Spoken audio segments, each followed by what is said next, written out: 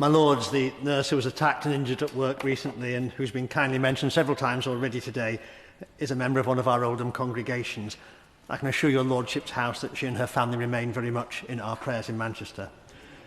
Research by the National Churches Trust, published last year, shows that the Ministry of the UK's church buildings saves the NHS £8.4 billion every year.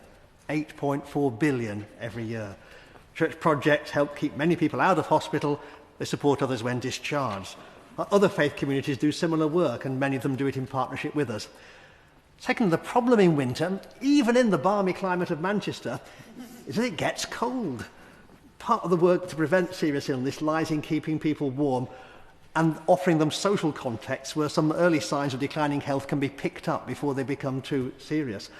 Many of my churches in Manchester, along with other places of worship all across the nation, take part in the Warm Welcome Scheme, which does precisely that. They're open maybe for a morning, they maybe offer a free lunch as well as a warm space where people can just socialise and not worry about the heating bills. So does the noble lady agree with me that places of worship make a vital contribution to the nation's health and save the NHS money?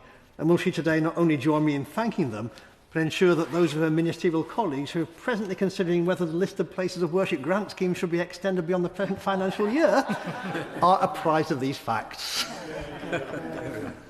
I did make a call for creativity, and I compliment the Right Reverend Prelate on his creativity, and I will certainly pass on his comments to my colleague.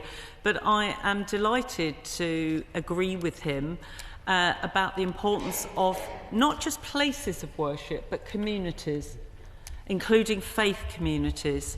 And as the Right Reverend Prelate said, we can find the finest examples of community provision and support, which does support the NHS and social care through churches, synagogues, mosques and other places of worship. And I pay tribute and thank all those that do this. And of course, much of it, in fact overwhelmingly, this is done by volunteers. And I pay tribute to all of the volunteers in faith communities and beyond.